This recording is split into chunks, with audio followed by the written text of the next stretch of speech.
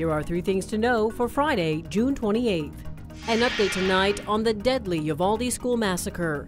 A grand jury has indicted former school district police chief Pete Arredondo along with another officer. Arredondo faces 10 charges of child endangerment, and he turned himself in last night and was released on bond. You'll remember 19 children and 2 teachers tragically were killed, waiting more than an hour for heavily armored officers crowded outside the classroom to take down the shooter. Victims' families reacting with mixed emotions. They were failures as cops. I just want them to every day remember Tessa's name. I want them to look at her face every single day and realize what they didn't do was protect my daughter. They didn't protect her friends and her 2 teachers. I want them to live with that for the rest of their lives. Arredondo has said he never considered himself the scene incident commander and has said officers prioritized evacuating the children over taking down the attacker. But the Justice Department finds law enforcement did not follow generally accepted practices in an active shooter situation.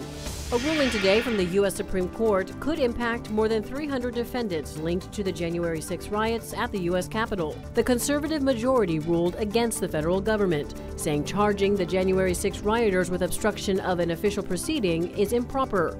The heart of the case, whether a law created to prevent the destruction of evidence in financial crimes can be used to prosecute those who disrupted the certification of the 2020 election.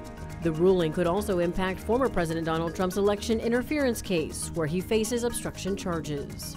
Tonight has been go time for millions of Americans taking off for the July 4th holiday, with record-breaking numbers of people packing airports from coast to coast. And it's looking like a record breaker on the roads too. AAA says some 60 million people will take their vacations by car.